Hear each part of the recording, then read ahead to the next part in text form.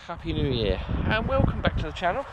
First video of the new year, and we're going to announce the winner of the Multitool. This is the silver one. One of them. What we had to do is guess how many vapes I found in the year. I had a count up this morning and we had 92. There's quite a few people entered, and there was a lot of very close answers, but the closest one was 91. I'll put it up on the screen, I'll scroll on my phone. John Clayton, well done. You've won one of these. Just send me an email and I shall get it posted out to you. There's a heron over there. Or a stork. No, I think it's a heron. It just took off from here. Yeah. Did you see it? You did see it, didn't you? Yeah, it's over there.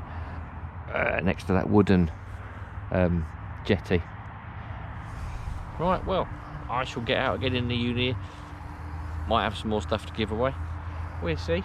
Other than that, well done, and thank you everyone for commenting and everyone for watching last year. That's about it, really. Yeah, just send me your address and I'll get this out to you.